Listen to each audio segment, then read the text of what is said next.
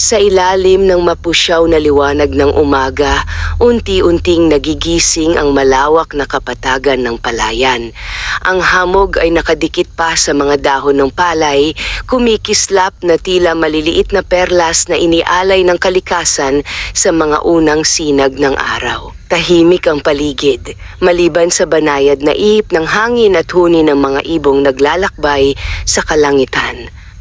Sa gitna ng tanawing iyon, mabagal na naglalakad ang mag-asawang sina Mateo at Rosa. Kapwa sila sanay sa hirap ng bukid, mga kamay na magaspang, balat na tinamaan na ng araw, at mga matang may bakas ng pagod, ngunit hindi kailanman nawala ng pag-asa.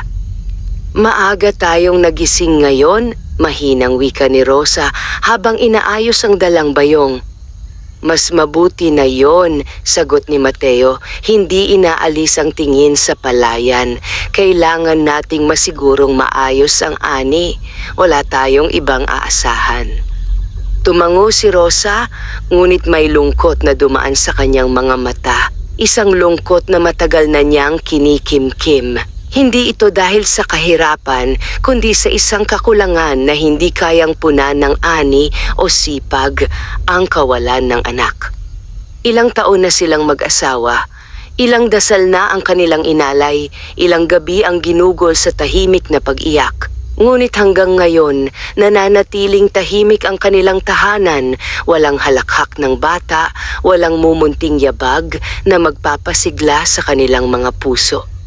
Rosa, maingat na tawag ni Mateo, tila naramdaman ang iniisip ng asawa. Huwag ka nang malungkot, darating din ang tamang panahon.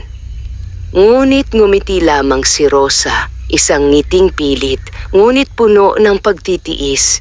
Alam ko, Mateo, naniniwala ako.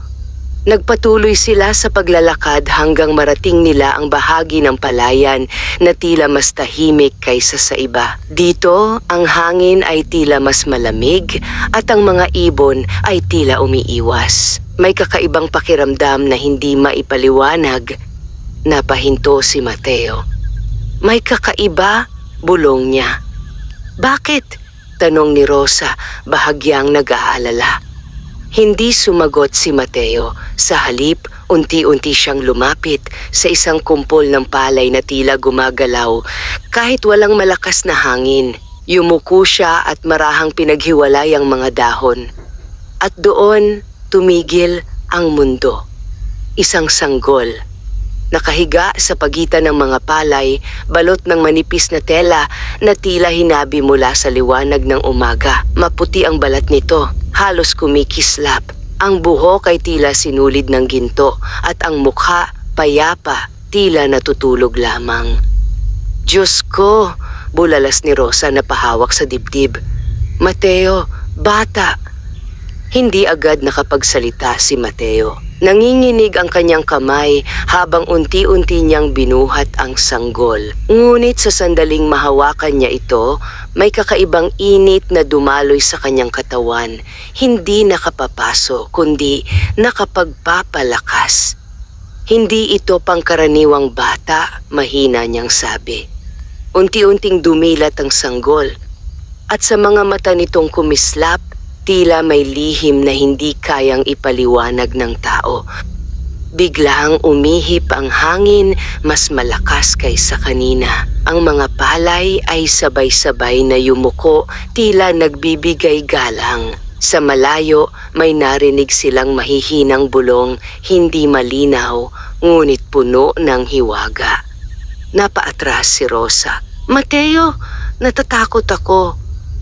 Ngunit si Mateo, sa kabila ng kaba, ay lalong napahigpit ang yakap sa sanggol. Hindi, matatag niyang sabi, hindi ito masamang pangitain. Pakiramdam ko, ipinagkaloob siya sa atin. Napaluha si Rosa. Sa atin, bulong niya. Tumango si Mateo. Walang ibang tao rito, walang bakas ng magulang. At sa lahat ng lugar, dito pa talaga siya natagpuan. Unti-unting lumapit si Rosa. Nanginginig ang kanyang kamay habang hinahaplos ang pisngi ng sanggol. Sa sandaling iyon, parang tumigil ang kanyang sakit. Ang matagal ng pangungulila, ang mga gabing umiiyak siya sa katahimikan, ang pakiramdam na may kulang sa kanyang buhay, lahat ay tila napalitan ng isang bagay na mas malalim, mas maliwanag. Pag-asa. Mateo, nanginginig ang kanyang tinig. Pwede ba natin siyang alagaan? Hindi agad sumagot si Mateo, ngunit nang tumingin siya sa asawa sa mga matang puno ng luha at pag-ibig, alam na niya ang sagot. Hindi lang alagaan, mahinahon niyang tugon. Mamahalin natin siya bilang anak natin.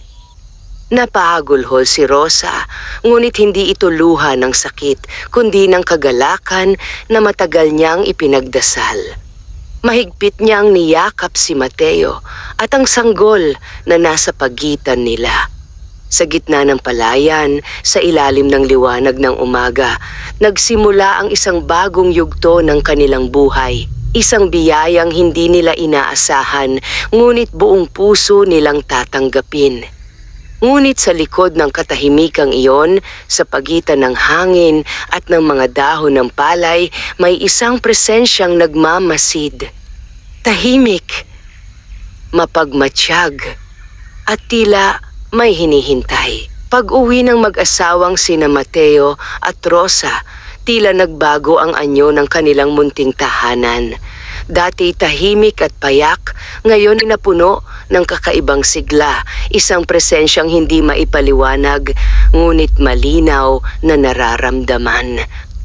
Maingat na inilapag ni Mateo ang sanggol sa isang lumang duyan na matagal nang hindi nagagamit. Ito ang duyang minsang inihanda nila noong umaasa pa silang magkakaanak. Sa paglipas ng panahon, napabayaan ito, tinabunan ng alikabok at mga alaala ng kabiguan.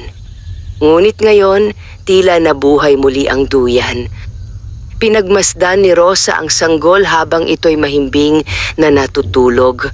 Ang liwanag mula sa bintana ay tumatama sa kanyang mukha at sa bawat paghinga nito, tila may banayad na kinang na sumasabay.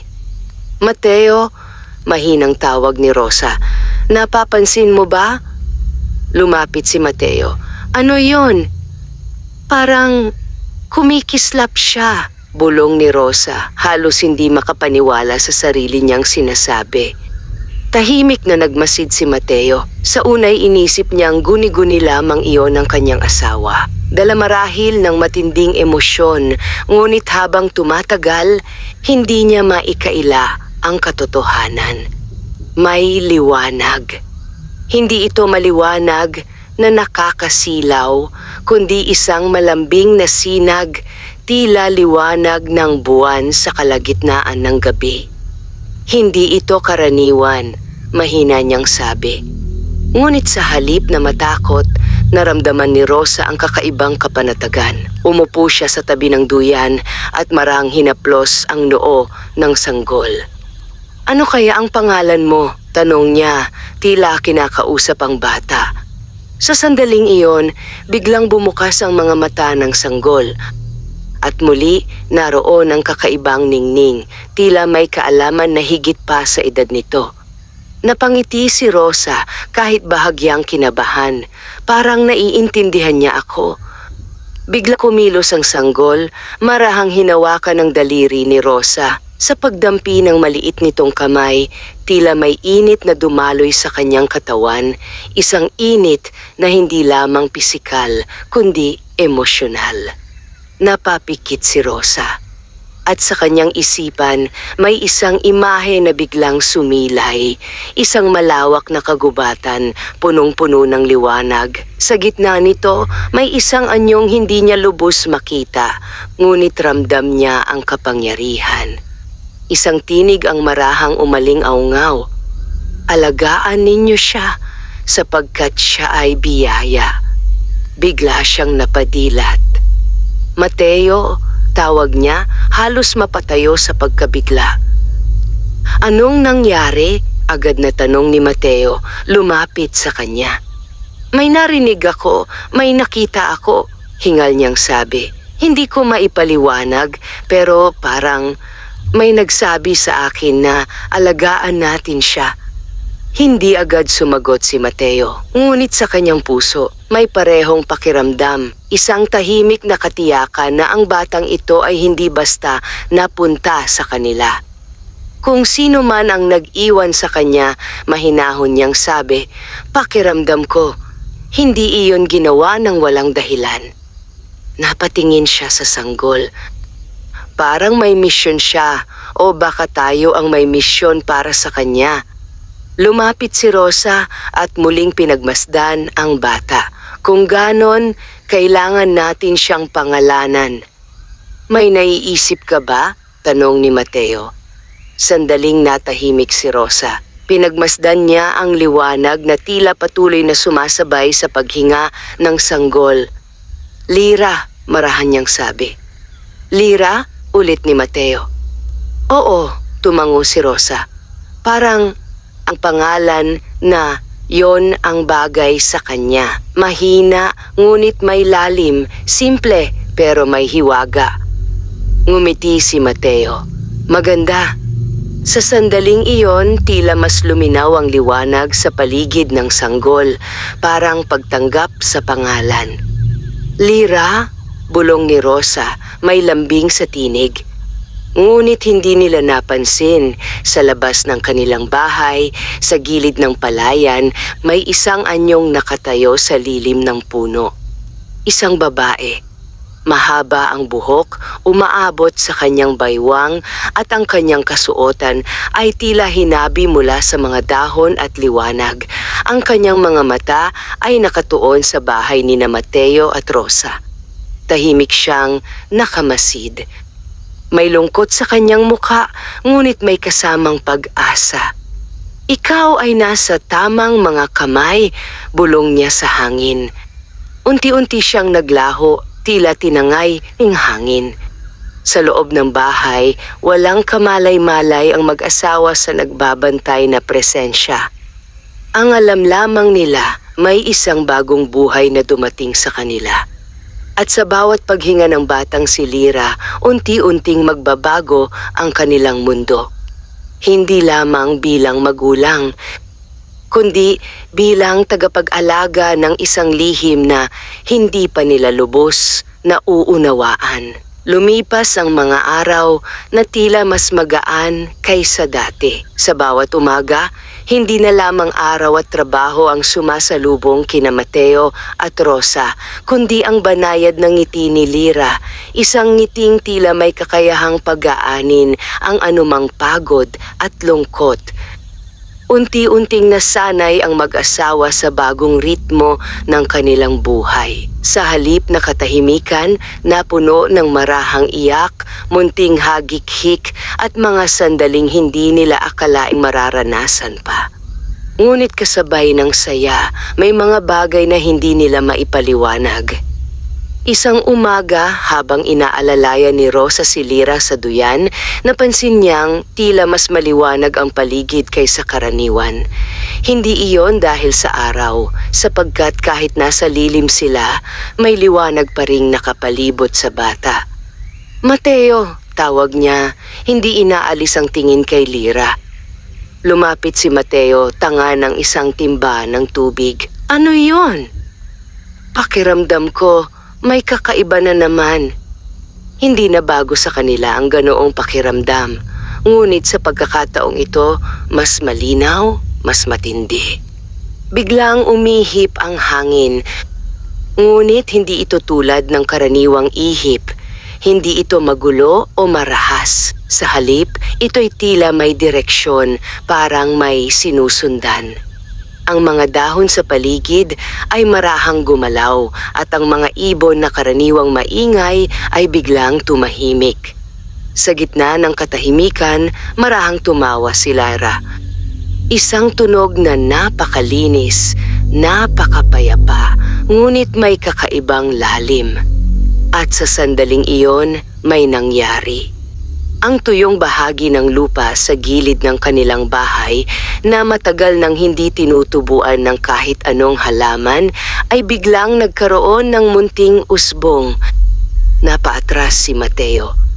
Hindi posible yon, bulong niya.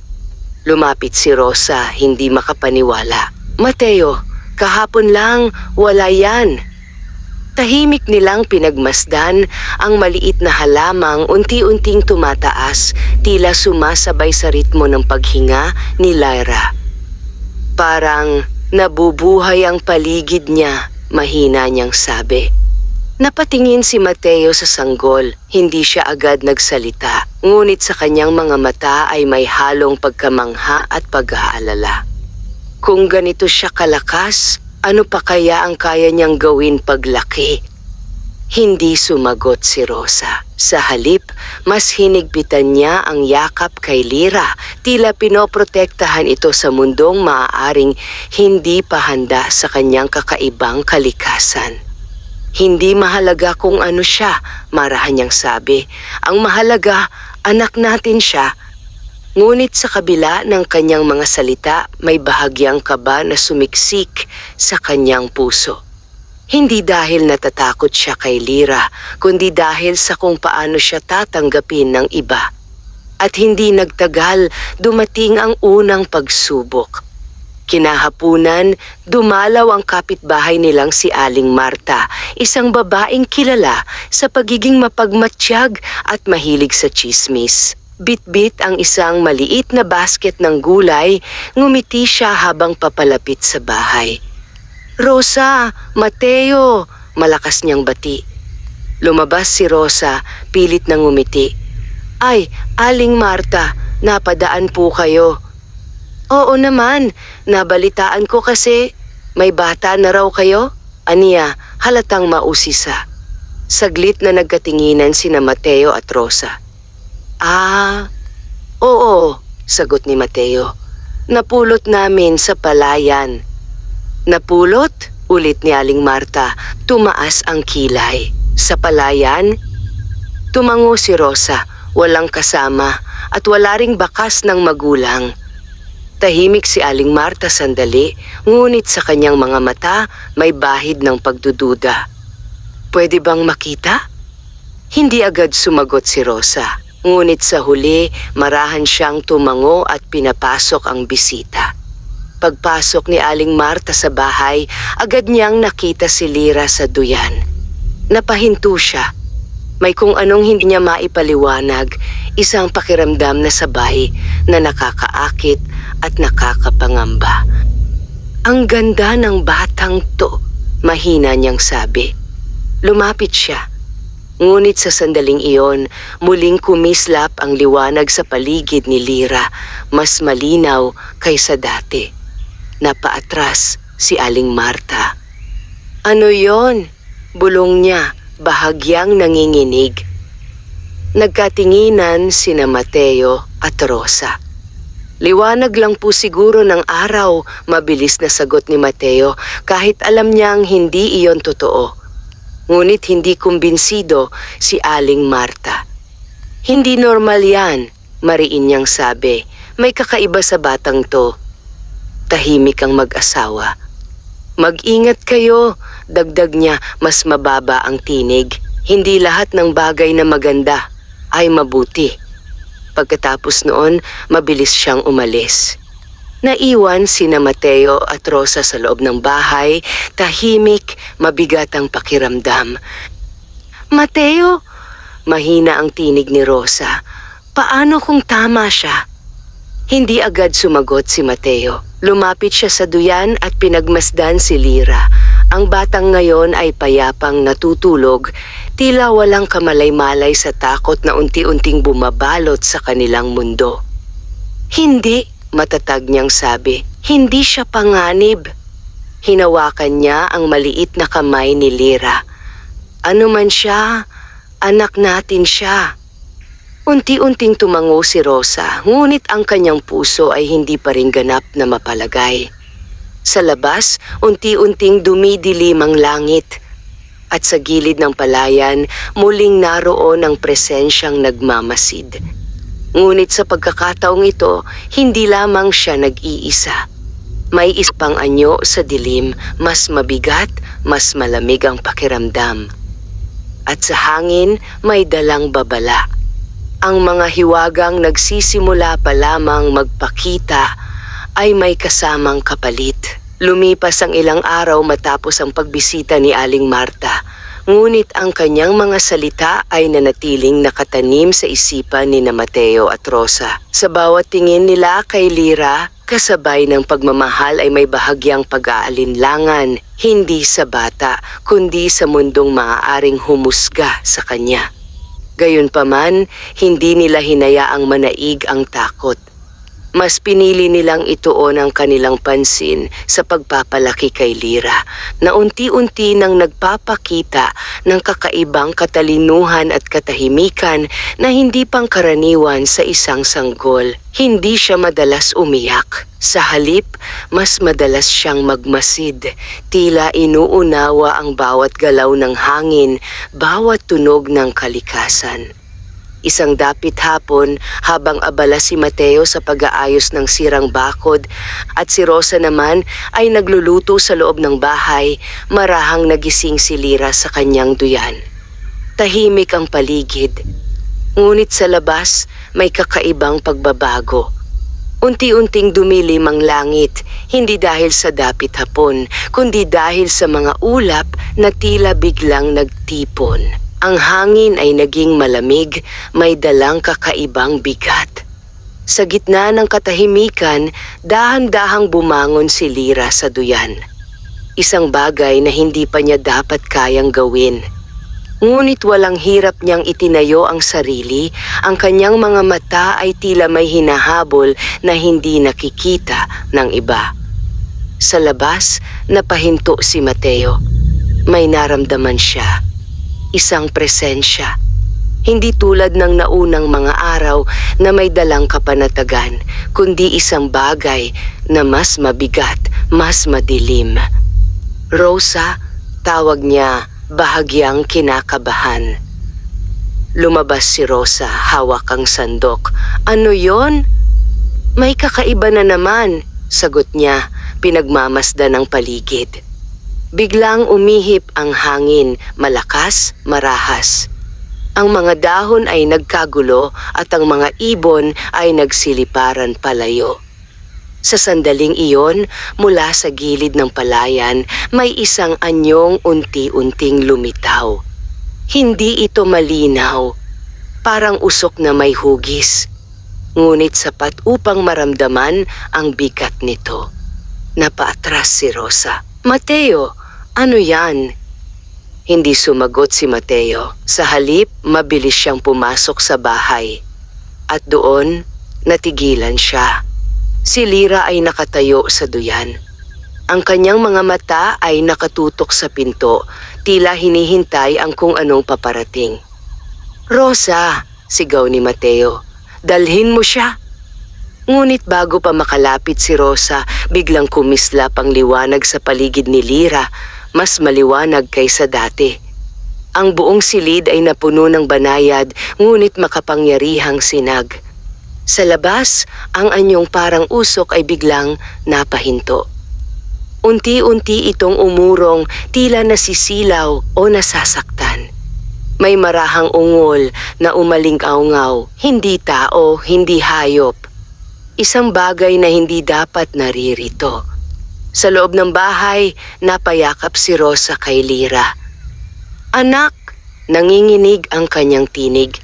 Si Mateo naman ay nakatayo sa harap nila, tila handang ipagtanggol ang mag-ina sa anumang panganib.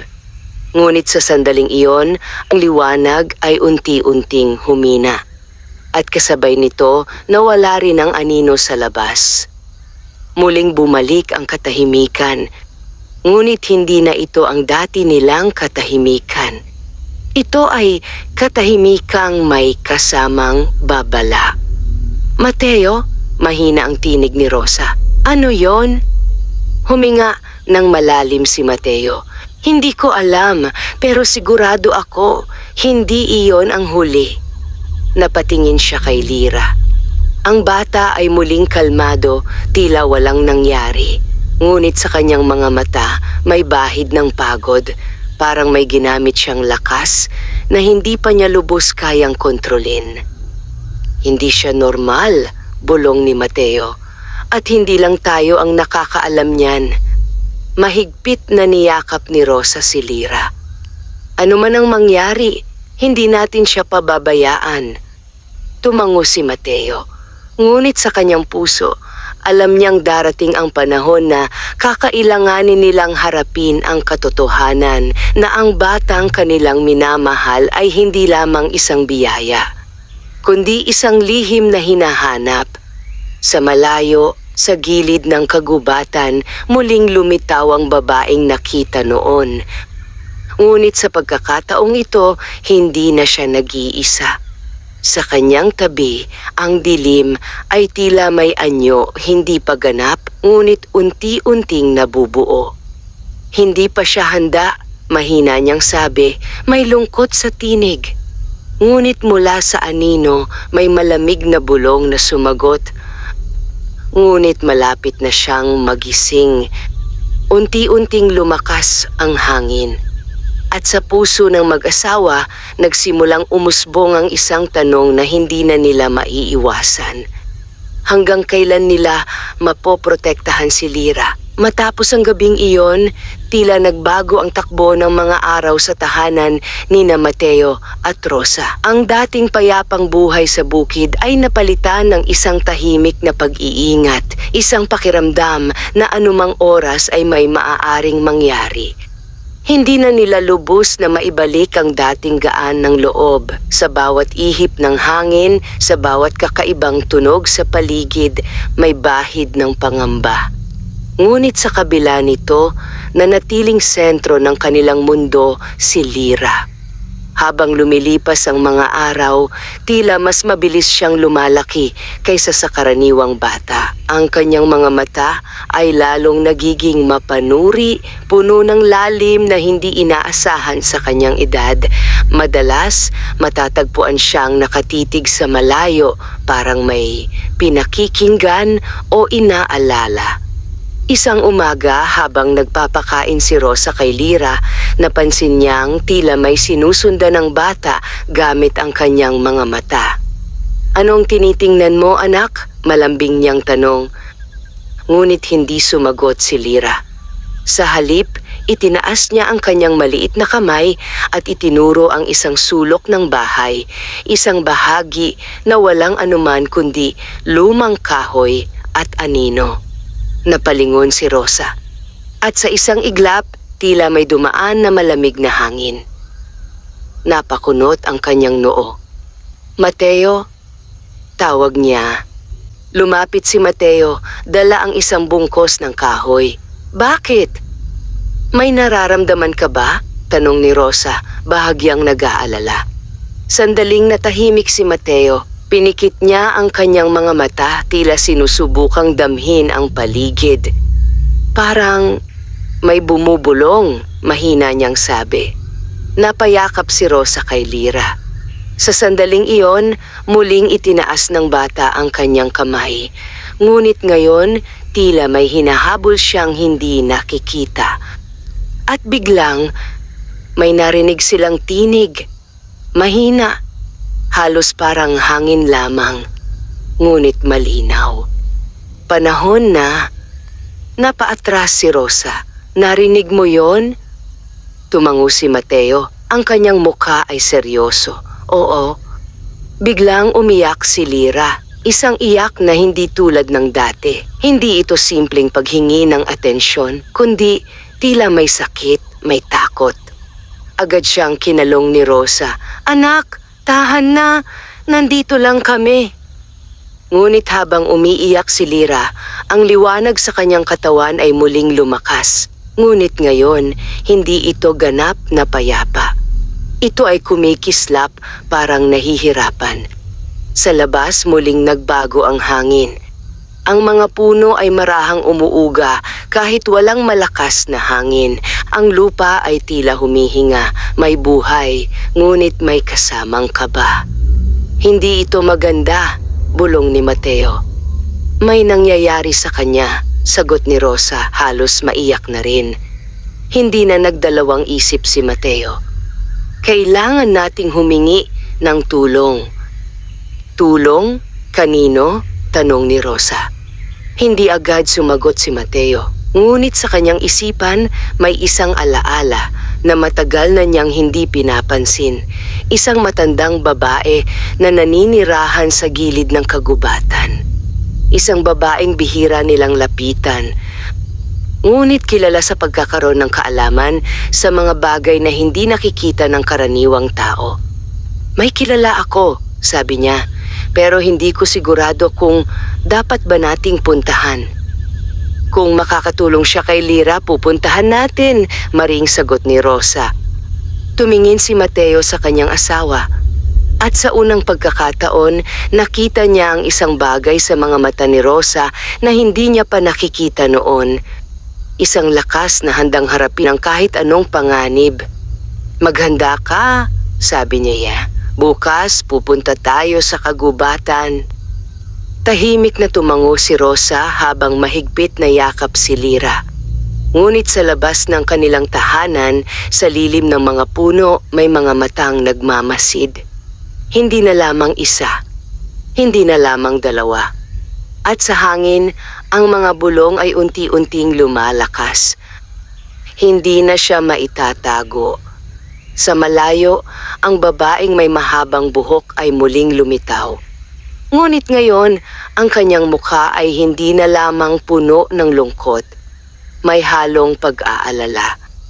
At hindi na rin sila mahina niyang dagdag. Unti-unting dumilim ang kalangitan. At sa puso ng mag-asawa, nagsisimulang umusbong ang isang katotohanang hindi na nila kayang iwasan. Ang nakaraan ni Lyra ay hindi basta mananatiling lihim. At kapag ito'y tuluyang nagising, maaaring magbago ang lahat. Madilim pa ang kalangitan nang magising sina Mateo at Rosa. Ang katahimikan ng madaling araw ay tila mas mabigat kaysa dati. Parang may nakabimbing pangyayari na naghihintay lamang ng tamang sandali. Mahigpit na yakap ni Rosa si Lyra habang inihahanda nila ang kanilang sarili. Hindi mapakali ang bata sa buong gabi at kahit ngayon may kakaibang lungkot sa kanyang mga mata. Parang may nararamdaman siyang hindi kayang ipaliwanag. Handa ka na? Mahinang tanong ni Mateo. Tumango si Rosa kahit baka sa kanyang mukha ang pag-aalala. Kailangan nating gawin ito. Hindi na sila nag-aksaya ng oras. Tahimik silang naglakad patungo sa gilid ng kagubatan. Isang lugar na matagal na nilang iniiwasan, hindi dahil sa takot, kundi dahil sa paggalang. May mga lugar na hindi dapat basta pinapasok at alam nila yon. Habang papalapit sila, napansin nilang unti-unting nagbabago ang paligid. Ang hangin ay naging mas malamig, ang mga tunog ng ibon ay tila nawala at ang liwanag ng araw ay parang hindi ganap na nakakapasok sa ilalim ng makakapal na puno. Dito na nagsisimula, bulong ni Mateo. Mas hinigpitan ni Rosa ang yakap kay Lyra. Sa bawat hakbang nila papasok, tila may mga matang nakamasid, hindi nakikita, ngunit ramdam. Ang lupa ay malambot, ang hangin ay mabigat, at ang katahimikan ay parang may tinatagong lihim. Hanggang sa marating nila ang isang maliit na clearing sa gitna ng kagubatan. Sa gitna nito, naroon ang isang kubo, luma, halos natatakpan ng mga baging at lumot. Ngunit sa kabila ng itsura nito, may kakaibang enerhiya na bumabalot sa paligid. Huminto si Mateo. Dito siya nakatira, sabi niya. Bago pa siya makapagsalita muli, biglang bumukas ang pinto ng kubo, parang may naghihintay sa kanila.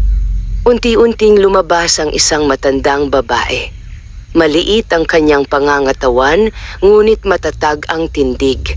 Ang kanyang buhok ay kulay pilak, mahaba at nakalugay.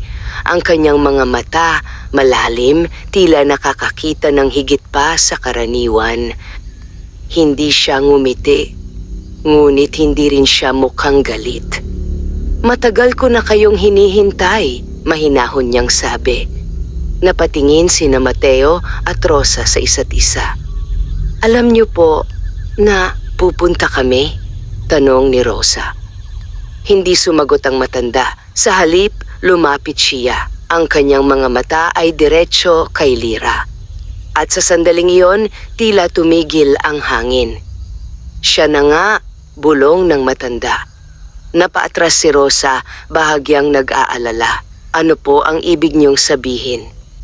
Dahan-dahang itinaas ng matanda ang kanyang kamay, ngunit hindi niya hinawakan si Lira, tila iginagalang niya ang espasyo nito. Ang batang yan ay hindi lamang bata, sabi niya. Tahimik ang paligid. Alam namin, sagot ni Mateo. May kakaiba sa kanya, pero hindi namin alam kung ano. Sandaling tumingin ang matanda kay Mateo, tila sinusukat ang kanyang katapatan. Hindi lahat ng kakaiba ay dapat alamin agad, mahinahon niyang tugon. Ngunit sa pagkakataong ito, wala na kayong pagpipilian. Unti-unti siyang lumingon sa kagubatan, parang may naririnig. May naghahanap sa kanya. Nanlamig ang dugo ni Rosa. Sino? Mahina niyang tanong. Hindi agad sumagot ang matanda. Sa halip, tumingin siya muli kay Lira. At ano siya? Dagdag niya. Biglang kumilos si Lira. Sa unang pagkakataon, inabot niya ang matanda, parang kinikilala siya. Nagbago ang ekspresyon ng matanda. Isang bahagyang lungkot at pagkilala. Matagal na kitang hindi nakita, mahina niyang sabi, halos parang sa sarili niya lamang. Nagulat sina Mateo at Rosa. Kilala niyo po siya? Tanong ni Mateo. Tahimik ang matanda sandali. Pagkatapos, marahan siyang tumango. Hindi pa siya ipinapanganak, kilala ko na siya. Napatingin sina Mateo at Rosa sa isa't isa, hindi makapaniwala. Makinig kayo ng mabuti, seryosong sabi ng matanda. Ang batang ito ay isinilang mula sa isang kapangyarihang hindi saklaw ng karaniwang mundo. Siya ay bunga ng isang pangakong matagal nang nakalimutan at isang digmaang hindi pa natatapos. Mas hinigpitan ni Rosa ang yakap kay Lira. Pero anak namin siya, mariin niyang sabi, kahit nanginginig ang tinig. Tumingin ang matanda sa kanya, hindi may paghusga, kundi may pag-unawa. At iyon ang dahilan kung bakit kayo ang napili, sagot niya. Tahimik, mabigat. Tandaan ninyo ito, patuloy ng matanda. Habang lumalaki siya, lalong lalakas ang kanyang kapangyarihan at kasabay nito, lalapit ang mga nais kumuha sa kanya. Paano namin siya mapoprotektahan? Tanong ni Mateo. Lumapit ang matanda at sa wakas marang hinawakan ng noo ni Lira. Sa sandaling iyon, may banayad na liwanag na kumalat, hindi tulad ng dati, kundi mas kontrolado, mas tahimik. Hindi niyo siya mapoprotektahan habang buhay, sabi niya. Napahigpit ang dibdib ni Rosa. Ngunit maaari ninyo siyang ihanda. Unti-unting bumukas ang mga mata ni Lira at sa pagkakataong ito, mas malinaw ang kanyang titig. Hindi na lamang inosente, kundi may kamalayan. At kapag dumating ang panahon, bulong ng matanda, siya mismo ang pipili kung anong landas ang tatahakin niya. Biglang umihip ang hangin. At sa malayo, may marahang dagundong, tila may paparating. Napatingin ang matanda sa direksyon nito. Nagsisimula na sila, mahina niyang sabi. Tahimik na nagkatinginan sina Mateo at Rosa. At sa unang pagkakataon malinaw na sa kanila. Ang buhay na pinili nilang yakapin ay hindi na lamang tungkol sa pamilya. Ito ay isang laban. At ang batang minahal nila bilang anak ay nasa gitna ng isang kapalarang hindi nila kayang takasan. Hindi pa tuluyang sumisikat ang araw nang magsimulang magbago ang himpapawid sa ibabaw ng kagubatan. Ang liwanag na karaniwang sumasagi sa pagitan ng mga sanga ay tila napipigil, parang may puwersang humaharang dito. Nakatayo sina Mateo at Rosa sa harap ng kubo, kapwa tahimik, ngunit malinaw ang tensyon sa kanilang mga mukha. Si Lyra ay mahimbing na nakapikit sa bisig ni Rosa, ngunit ang kanyang paghinga ay hindi panatag, parang may panaginip na hindi mapakali.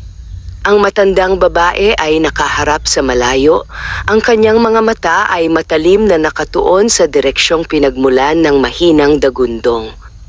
Hindi na sila nag-aaksaya ng oras, sabi niya, mababa ngunit mariin ang tinig. Ano po ang paparating? Tanong ni Mateo, pilit pinipigil ang kaba. Hindi agad sumagot ang matanda. Sa halip, itinaas niya ang kanyang kamay at sa isang iglap, ang hangin sa paligid nila ay tila naging mas siksik, parang may pader na hindi nakikita. Manatili kayo sa likod ko, utos niya. Mas hinigpitan ni Rosa ang yakap kay Lyra.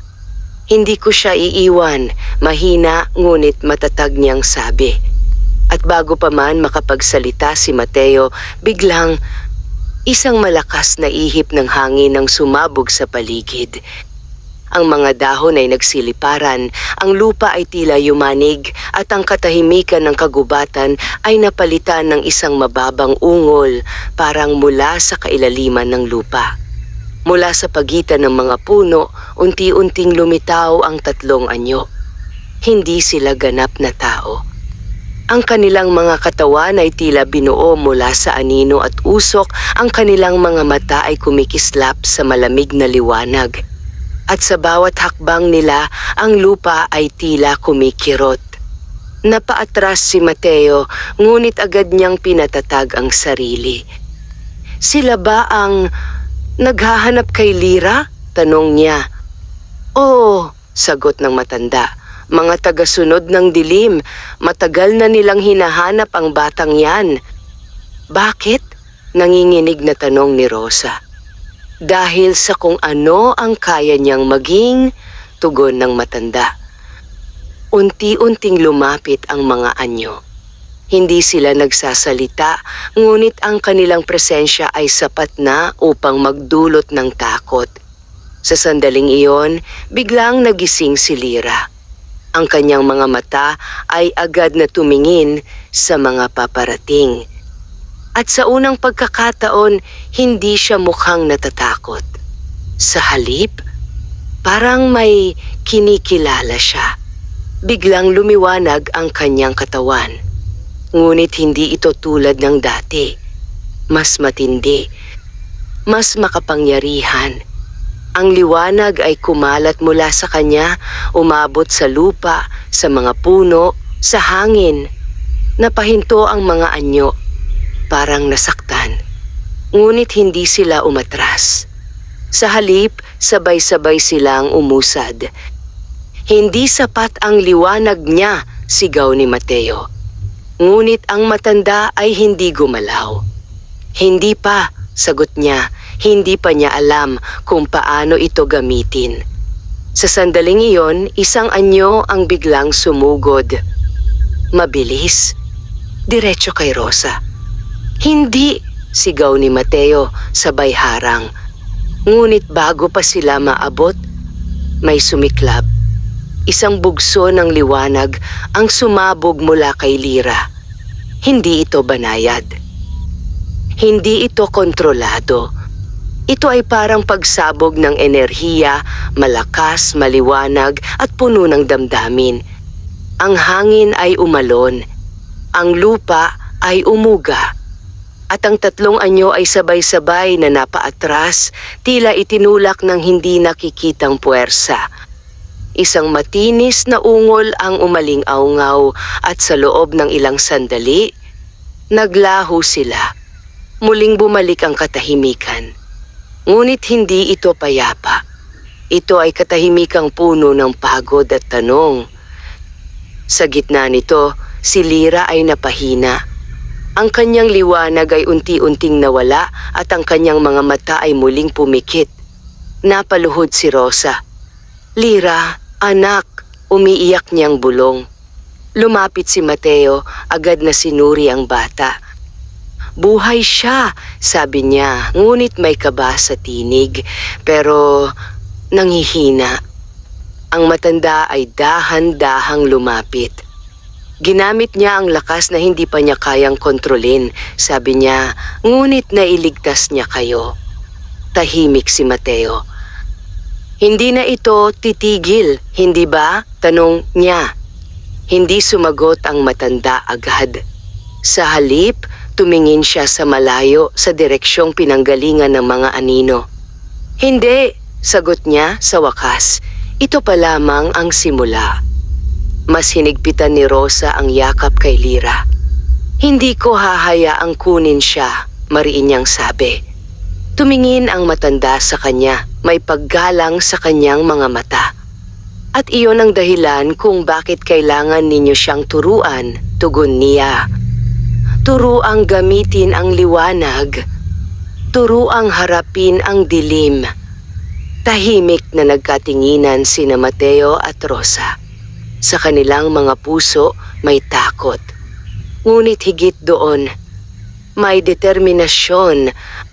At sa gitna ng kagubatan, sa ilalim ng muling sumisikat na araw, nagsimula ang unang hakbang ng isang laban na hindi na nila maiiwasan.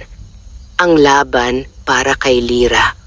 Ang laban para sa liwanag na unti-unti nang nagigising sa loob niya. Makalipas ang unang pagsubok, tila naging mas tahimik ang kagubatan. Ngunit hindi iyon katahimikang nagbibigay kapanatagan. Sa halip, ito ay katahimikang nagbabantay, parang ang buong kalikasan ay nakikiramdam sa isang bagay na unti-unting lumalalim.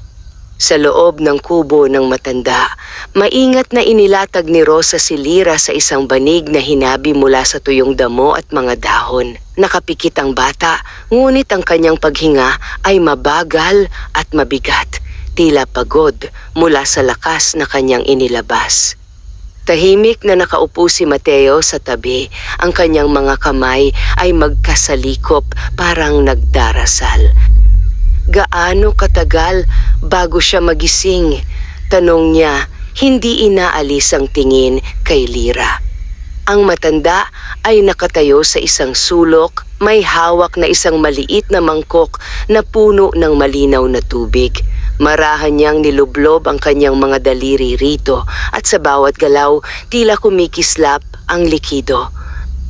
Hindi ko masasabi, sagot niya. Depende kung gaano kalalim ang kanyang ginamit na lakas. Lumapit siya kay Lira at marahang pinatakan ng tubig ang noo nito. Sa sandaling iyon, bahagyang gumalaw ang bata. Napahinga si Rosa ng malalim. Lira, anak. Unti-unting bumukas ang mga mata ni Lira. Ngunit may kakaiba. Ang kanyang mga mata ay mas maliwanag kaysa dati, hindi lamang kumikislap, kundi tila may apoy ng liwanag sa loob. Napaatras si Rosa, hindi dahil sa takot, kundi sa gulat. Mateo, bulong niya. Lumapit si Mateo at sa unang pagkakataon, hindi niya agad makilala ang titig ng bata. Hindi na ito ang inosenteng titig ng isang sanggol. May lalim, may kamalayan, at higit sa lahat, may kapangyarihan. Gising na siya, sabi ng matanda, tahimik ngunit may bigat ang tinig. Dahan-dahang bumangon si Lira. Sa pagkakataong ito, hindi na ito tila himala, parang natural na lamang sa kanya. Tumingin siya sa paligid, tila sinusuri ang bawat detalye. Pagkatapos tumingin siya kay Rosa. Atay, mahina niyang sambit. Napaluha si Rosa. Anak, sagot niya sabay yakap kay Lira.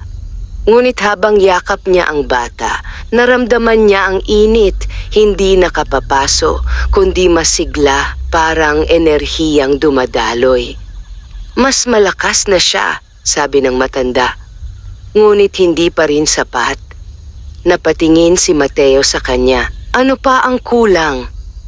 Kontrol, sagot niya. Ang kapangyarihan na walang gabay ay maaaring maging panganib hindi lamang sa iba kundi sa sarili niya. Tahimik na tumango si Mateo. Ano ang kailangan naming gawin? Sandaling nag-isip ang matanda. Pagkatapos tumingin siya kay Lyra. Hindi sapat na turuan siya, sabi niya. Kailangan niyang matutong maramdaman ng kanyang sarili ang liwanag sa loob niya. Lumapit siya kay Lyra at marahang inilagay ang kanyang kamay sa dibdib ng bata. Isara mo ang iyong mga mata, malambing niyang utos. Sa hindi inaasahang paraan, sumunod si Lyra. Unti-unti niyang ipinikit ang kanyang mga mata. At sa sandaling iyon, may nangyari. Ang hangin sa loob ng kubo ay tila huminto. Ang liwanag mula sa katawan ni Lyra ay muling lumitaw, ngunit hindi ito sumabog tulad ng dati. Sa halip, ito ay umagos, maayos, tahimik, kontrolado. Napamangha si Rosa. Mateo, tignan mo. Tahimik si Mateo, hindi makapagsalita. Sa paligid ni Lyra, ang liwanag ay bumuo ng banayad na alon, parang humihinga. At yan ang kailangan niyang matutunan, sabi ng matanda. Hindi ang palakasin ang liwanag, kundi ang unawain ito. Unti-unting iminulat ni Lyra ang kanyang mga mata. At sa pagkakataong ito, may ngiti sa kanyang labi. Hindi na lamang inosente, kundi may kumpiyansa. Ngunit bago pa man sila makapagdiwang sa maliit na tagumpay na iyon, biglang nagbago ang hangin. Mas malamig, mas mabigat. Napatingin ang matanda sa labas ng kubo. Hindi pa sila tapos, mahina niyang sabi. Mas lalakas pa ang susunod. Napahigpit ang dibdib ni Rosa. Hindi pa ba sapat ang ginawa ni Lyra? Para sa kanila, sagot ng matanda. Hindi. Tahimik ang lahat. Sa malayo, may mahinang dagundong na muling narinig. Ngunit sa pagkakataong ito, mas malinaw, mas malapit. Napatingin si Mateo kay Lyra. Handa ka ba? Tanong niya kahit alam niyang hindi pa dapat itanong iyon sa isang bata. Ngunit si Lyra, hindi umiwas. Tinitigan niya ang kanyang ama. At sa kanyang mga mata, may sagot na hindi na kailangang sabihin. Unti-unting humigpit ang hawak ni Mateo sa kanyang kamao. At sa puso ni Rosa, nagsimulang tanggapin ang isang katotohanan. Ang batang kanilang minahal bilang anak ay unti-unti nang nagiging higit pa roon. At sa bawat paggising ng kanyang kapangyarihan, lalong lumalapit ang laban na kanilang kakaharapin, hindi na maikakaila ang pagbabago. Sa bawat sandali na lumilipas, ang paligid ay tila mas nagiging sensitibo sa presensya ni Lyra. Ang hangin ay kumikilos ayon sa kanyang paghinga, ang liwanag ay sumusunod sa kanyang galaw, at ang katahimikan ay tila may pinakikinggan. Sa loob ng kubo, tahimik na nakaupo si Lyra sa gitna ng banig. Nakapikit siya, gaya ng itinuro ng matanda. Ngunit sa pagkakataong ito, hindi na siya ginagabayan. Siya mismo ang gumagawa. Ang kanyang paghinga ay mabagal at pantay. At sa bawat paghinga, ang liwanag ay sumasabay.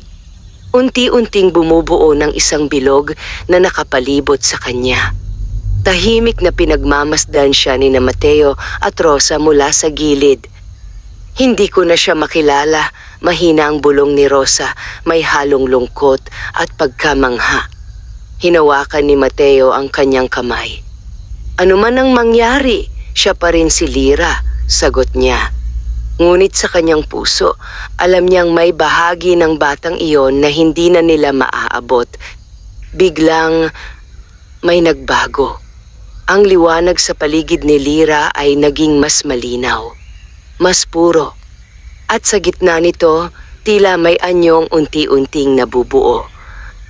Isang silweta, hindi ganap, ngunit sapat upang maramdaman ang presensya. Napahawak si Rosa sa braso ni Mateo. "Mateo, nakikita mo ba yon?" Tumango si Mateo, hindi makapagsalita. Ang matanda ay unti-unting lumapit, ngunit hindi siya nakialam. "Hayaan ninyo siya," mahina niyang sabi. Sa gitna ng liwanag, unti-unting naging malinaw ang anyo. Isang babae. Mahaba ang buhok, tila umaagos tulad ng liwanag mismo. Ang kanyang muka ay hindi ganap na makita, ngunit ang kanyang presensya ay puno ng lambing at lungkot. At pagkatapos, may tinig, malumanay, ngunit malinaw. "Lyra." Unti-unting iminulat ni Lyra ang kanyang mga mata. Hindi siya nagulat. Hindi siya natakot. Sa halip, parang may matagal na niyang hinihintay. "Ikaw?" bulong ni Lyra. Napaluha si Rosa. "Anak, sino yan?" Ngunit hindi siya sinagot ni Lyra. Ang kanyang buong atensyon ay nasa anyong nasa harap niya. "Panahon na upang maalala mo," sabi ng tinig. Sa sandaling iyon, biglang kumislap ang liwanag. At sa isipan ni Lyra may mga larawang sumulpot. Isang kaharian ng liwanag nakatago sa pagitan ng mundo, ng tao at ng kalikasan. Mga nilalang na hindi nakikita ng karaniwan, mga tagapagbantay, mga diwata, mga nilalang ng balanse. At sa gitna nito, isang sanggol, siya. Hindi ka isinilang upang mamuhay lamang sa katahimikan, patuloy ng tinig. Ikaw ay isinilang upang panatilihin ang balanse. Sa pagitan ng liwanag at dilim, napahawak si Lyra sa kanyang dibdib. Parang may bumabalik. Mga alaala na hindi niya alam na mayroon siya. Ngunit, mahina niyang sabi, "Ang pamilya ko?" Unti-unting tumingin ang anyo kina Mateo at Rosa. At sa unang pagkakataon, tila nakita nila ang mga mata nito, puno ng pasasalamat. "Sila ang iyong tahanan," sabi nito. "At ang iyong lakas." Napaluha si Rosa. "Hindi namin siya iiwan," mariin niyang sabi, kahit nanginginig ang tinig. Ngumiti ang anyo, isang ngiting puno ng pag-unawa. "Alam ko."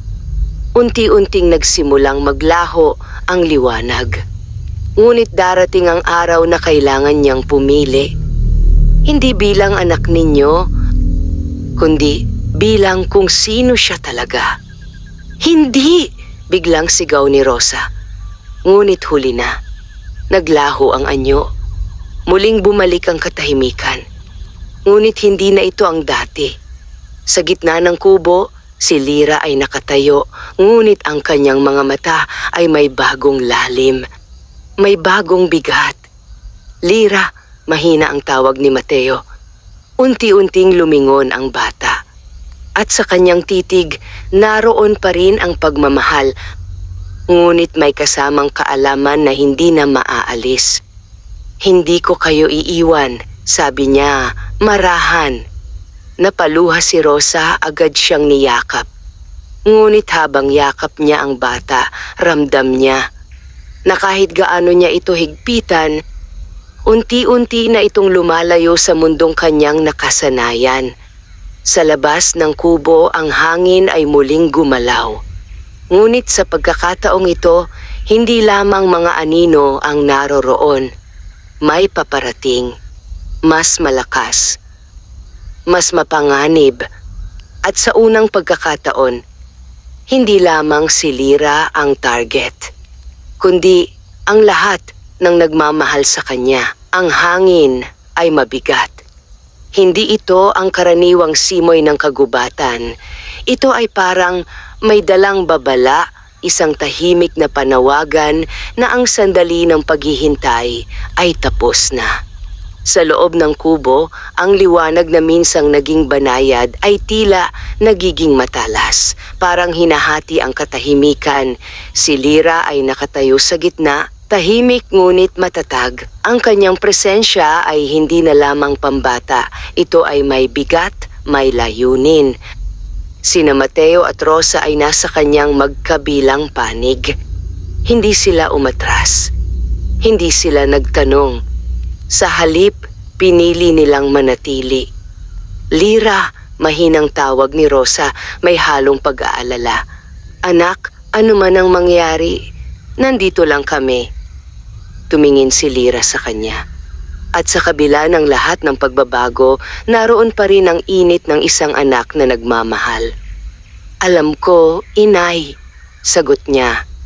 Isang simpleng salita. Ngunit sapat upang mabasag ang takot na unti-unting bumabalot sa puso ni Rosa. Sa labas, biglang nagbago ang liwanag. Ang kalangitan ay tila nahati sa dalawa. Isang bahagi ay maliwanag, halos kumikislap. Ang isa naman ay nababalot ng madilim na ulap. At mula sa anino, unti-unting lumitaw ang isang anyo. Hindi na ito tulad ng mga naunang nilalang. Ito ay mas malinaw, mas buo. Isang nilalang na tila may anyong tao, ngunit ang presensya ay puno ng lamig at kapangyarihan. Ang kanyang mga mata ay walang emosyon. At ang kanyang tinig, malamig. Sa wakas, naramdaman agad ng matanda ang kanyang pagdating. Lumabas siya ng kubo. Ang kanyang tindig ay matatag kahit ramdam ang bigat ng kalaban. Hindi ka dapat narito, mariin niyang sabi. Ngunit ang nilalang ay ngumiti, isang ngiting walang init. Matagal ko nang hinintay ang sandaling ito. Sa loob ng kubo, napahigpit ang hawak ni Mateo sa kamay ni Rosa. Hindi na tayo maaaring magtago, bulong niya. Tumango si Rosa kahit nanginginig. Si Lyra naman, tahimik. Ngunit ang kanyang mga mata ay nakatutok sa pinto. Alam niya, ito na ang sandali. Dahan-dahan siyang lumakad palabas. Lyra! Tawag ni Rosa. Ngunit hindi siya tumigil. Paglabas niya, agad siyang sinalubong ng malamig na hangin. Ang liwanag sa kanyang katawan ay unti-unting lumitaw, hindi sumasabog, kundi mahinahon at matatag. Napatigil ang nilalang. At narito ka na, sabi nito. Hindi sumagot si Lyra. Sa halip, tumingin siya sa paligid, sa kagubatan, sa lupa, sa hangin. Parang may pinakikinggan siya. Alam mo kung bakit kanila itinago, patuloy ng nilalang? Dahil natatakot sila sa kung ano ang kaya mong maging.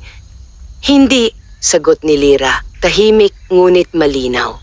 Hindi dahil sa takot. Kung hindi, tumingin si Lyra kina Mateo at Rosa. Dahil sa pagmamahal, sandaling natahimik ang paligid. At sa sandaling iyon, ang liwanag sa kanyang katawan ay mas luminaw. Hindi marahas, hindi galit, kundi matatag. Ang nilalang ay bahagyang napaatras. Ang liwanag na yan, bulong nito, iba. Hindi ito laban sa dilim, sabi ni Lyra. Ito ay para sa balanse. Biglang lumakas ang hangin. Ang kagubatan ay tila gumising. Ang mga dahon ay sabay-sabay na gumalaw at ang lupa ay tila huminga. Sa likod ni Lyra, unti-unting lumitaw ang parehong anyo na nakita niya kanina, ang babaeng puno ng liwanag. Ngunit ngayon, hindi na siya malabo, mas malinaw, mas makapangyarihan. At sa wakas, sabi nito, handa ka na. Napatingin ang nilalang sa kanya at sa unang pagkakataon may bahid ng pag-aalinlangan sa kanyang mga mata. Hindi pa tapos ito, mariin nitong sabi. At hindi kailanman magiging ganoon. Ngunit sa halip na umatake, unti-unti itong umatras. Ang anino nito ay nagsimulang maglaho. Magkikita pa tayo, huling sabi nito. At sa isang iglap, nawala ito. Muling bumalik ang katahimikan. Ngunit sa pagkakataong ito ay hindi na puno ng takot, kundi ng pagbabago. Unti-unting humina ang liwanag sa paligid ni Lyra. Napahinga siya ng malalim. At sa unang pagkakataon mula nang magsimula ang lahat, siya ay ngumiti. Lumapit si Rosa at agad siyang niyakap. Anak, umiiyak niyang sabi. Lumapit din si Mateo at sabay nilang niyakap si Lyra. Sa sandaling iyon, hindi mahalaga kung ano siya. Hindi mahalaga kung ano ang darating. Ang mahalaga, sila ay magkasama. Sa likod nila, tahimik na nakamasid ang matanda. At sa kanyang mga mata, may bahid ng kapanatagan. Hindi pa ito ang katapusan, mahina niyang sabi. Ngunit napili na niya ang kanyang landas. Sa itaas ng kagubatan, ang kalangitan ay unti-unting luminaw. Ang liwanag at dilim ay muling nagbalanse.